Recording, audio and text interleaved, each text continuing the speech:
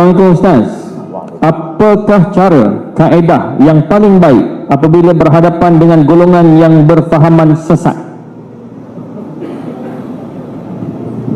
Kata Syekh Muhammad Mutawalli Asy'arawi, kata Sayyidina Ali karramallahu wajhah, Sayyidina Ali radhiyallahu an, aku tidak khawatir tentang masalah baik dan benar, karena baik dan benar memanglah dari dulu sudah ada. Wa qul ja'al haqqu wa zahaqal batil, tentang hak dan batil sudah ada sejak zaman dulu. Yang aku khawatirkan adalah orang yang batil berbuat, orang yang benar diam, sehingga orang yang batil itu merasa bahwa dia benar.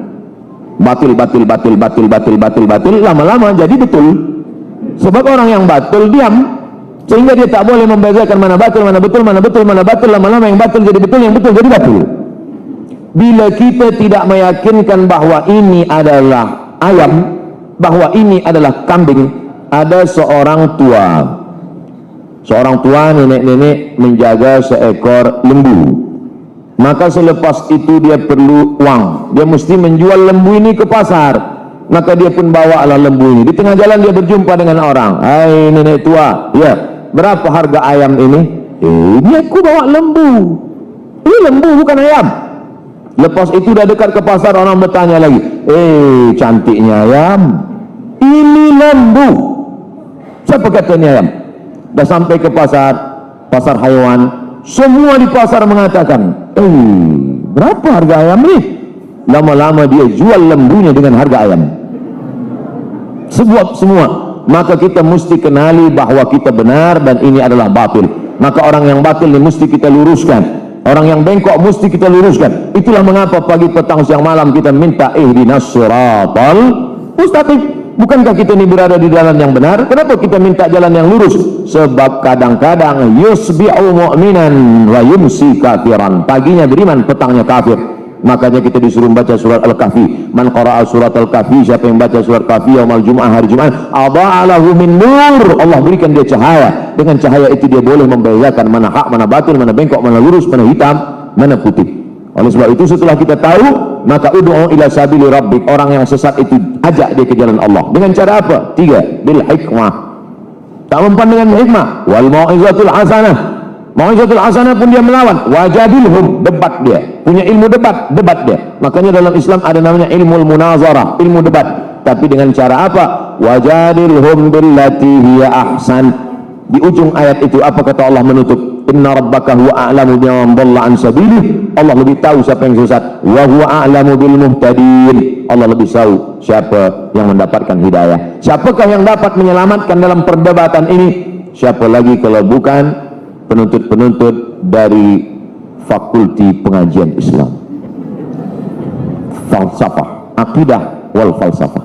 Wallahu a'lam. Alhamdulillah, banyak Dr. Abdul Samad promosi Fakulti Pengajian Islam. Saya rasa bangga sekali.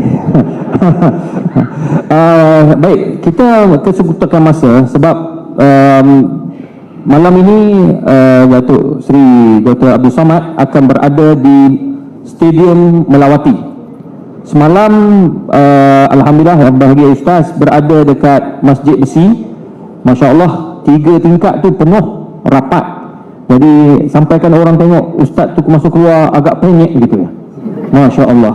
Jadi alhamdulillah malam ini Allah permudahkan insya-Allah. Cuma di sini enggak penyek sebab semuanya okey. Cuma saya nak buka dua soalan dalam bentuk ni pakai mic, 2 je sebab masa tak ada.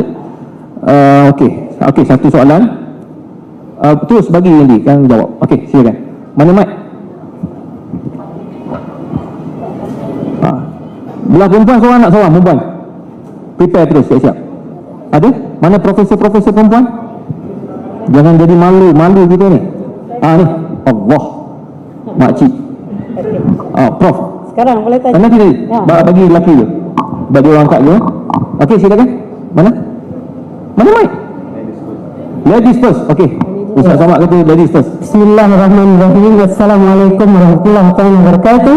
Ana Fatimah Yahya min هذه الجامعة كطالبة هنا في شعبة عربية. أسأل قيمة لي batal wudu. Nazar Hanafi kalau sentuh al-mashu laisa batil. Syafi'i batal. Kalau kita macam saya nak ikut mazhab Hanafi boleh tak? Satu-satu saja lah, macam masalah di Makkah lamsul rajul. Ada soal fakat. Syukran. Terima kasih Ustazah, sebab apa nama soalan pendek dan padat. Masya-Allah.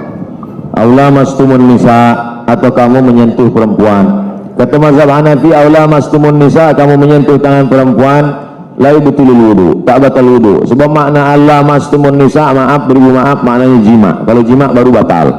Sebab kan kata dalam mazhab Maliki, kalau menyentuh batal kalau ada syahwat. Kalau tak ada syahwat tak batal.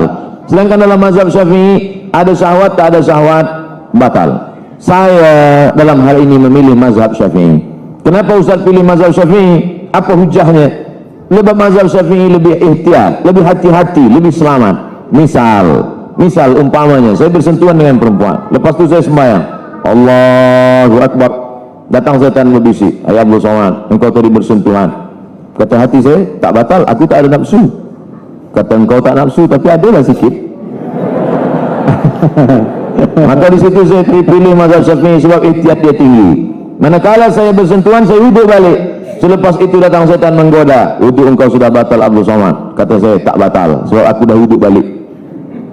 Salahkah seseorang memilih mazhab Maliki, memilih mazhab Hanafi, kemudian menurut dia baca, dia tengok, lalu kemudian dia pilih mazhab ini? Salahkah dia? Maka kata Syekh Wahbah Zuhairi dalam kitab Al-Fiqhul Islami wa Adillatuh, orang boleh memakai mazhab talfik campur bisyarat. Syarat yang pertama, bukan tatabbu' rukhas, ingin mencari senang-senang mudah-mudah aja. Giliran berwuduk, dia pilih mazhab Hanafi.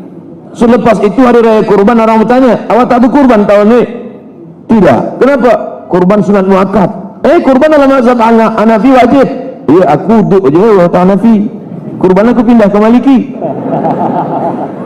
Syarat yang pertama, dia tidak tatabbu' rukhas, tapi kerana dia tengok dalilnya kuat. Yang kedua, kerana dia tidak dalam satu qadiyah. Salat dengan wudhu dengan puasa bukan satu qadiyah. Yang dimaksud dalam satu qadiyah itu cara berwuduknya Syafi'i.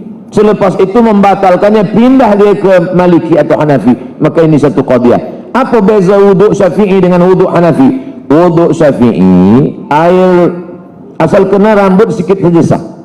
Kena rambut sikit saja sah. Sedangkan Hanafi seperempat kepala. Dalam mazhab Hanafi, tangan dibasahkan, dimasukkan. Dia pakai hadis yang Nabi memasukkan tangan ke celah surban dan seperempat kepala kena. Karena kepala ini dibagi empat. 1, 2, 3, 4. Maka mesti kena seperempat kepala. Kalau seperempat kepala tak kena, maka batal. Sedangkan Maliki, cara menyapu kepala, dibasahkan dua tangan, semua. Dari depan ke belakang, maju lagi ke depan, kena dua telinga.